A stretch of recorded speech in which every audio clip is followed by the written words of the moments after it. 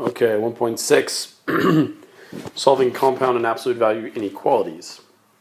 Students will be able to solve compound inequalities and absolute value inequalities. Okay, what is the difference between and or? Well, and both, if it's an and situation, both statements must be true. So here we have x is greater than -1, so let's say this is -1, 0, 1, and 2. So it's greater than or equal to -1, so we're going to make that a closed circle. And x is less than 2, that's going to be an open circle. And we're going to graph the part in between because it's greater than -1 but less than 2. That's an and situation. We have it's in between two numbers. All right, now let's talk about an or situation. Well, let's make this -1, 0, 1, 2. And now x is less than -1 or equal to. So we put in our thing, and now we're going to shade to the left because it's less than -1. And here's 2. We're not shading it in because it's not equal to 2. And it's going to be greater than 2, so now it goes either way. So look, here's your and, it's in between. Here's your or, it's either one or the other. All right, that's the difference of an and an or situation. So, why don't you guys go ahead and try and solve these two. You know what, I'll do this one with you guys, and then I'll have you guys solve this one. Because I want to show you something. Sometimes we get a compound inequality like this, and it's written twice. And before, when we would do an equation or an inequality, we would just do the same thing to both sides. Well, here we're going to do the same thing to all three sides. So first thing, I'm going to subtract 7 from all three sides. 13 minus 7 is 6.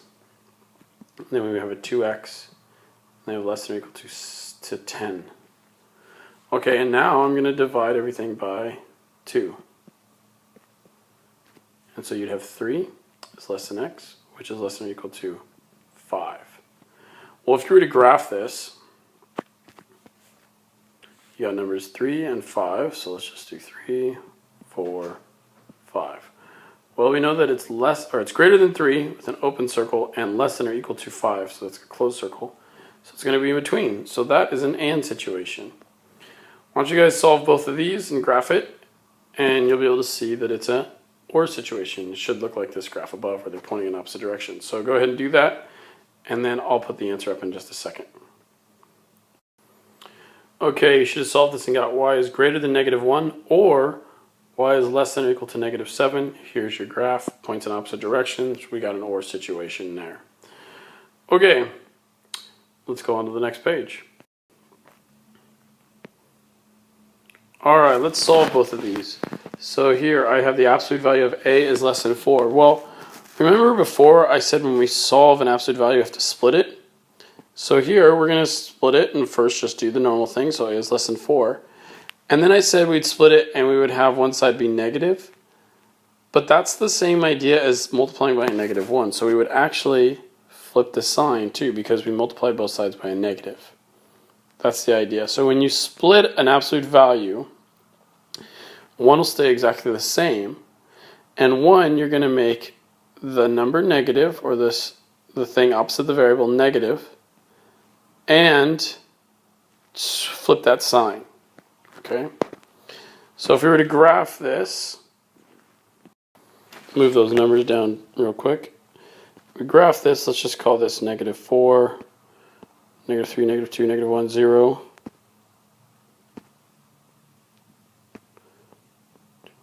1, 2, 3, 4. Well, we got a is less than 4, and a is greater than -4.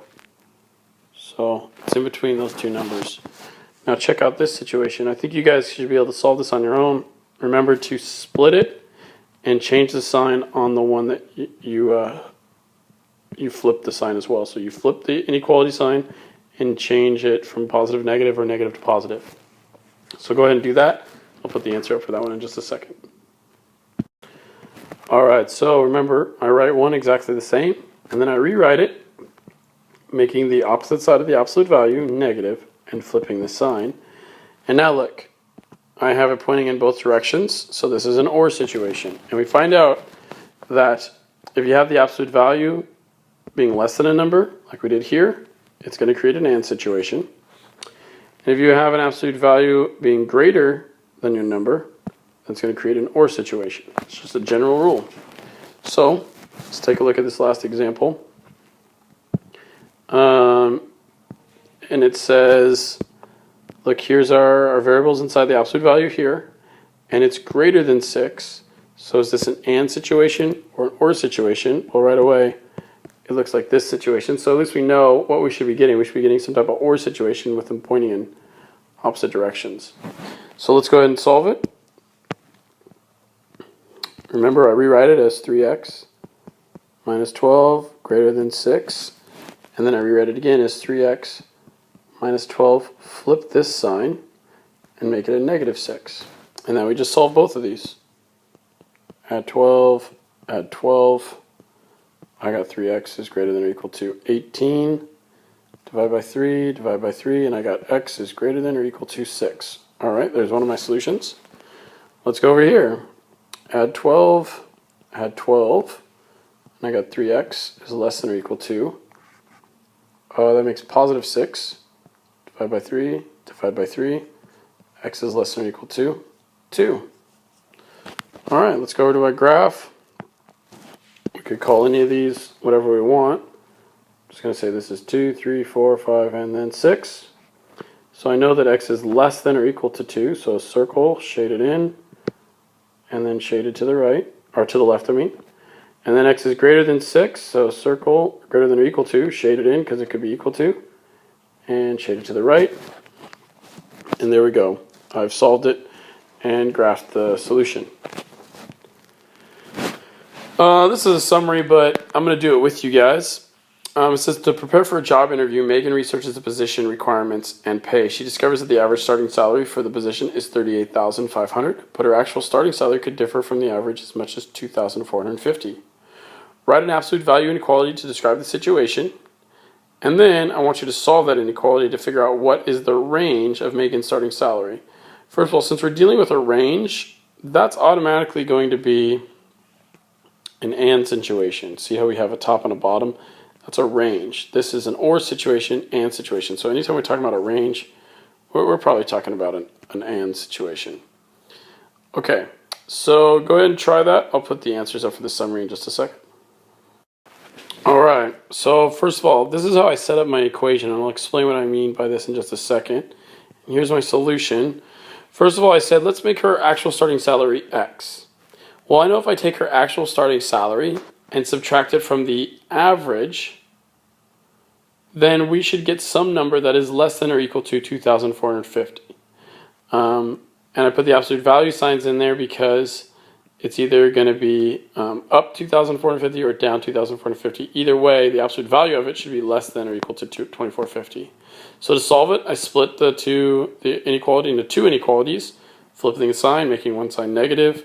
Solve it out. I get x is less than or equal to 40,950, and x is greater than or equal to 36,050.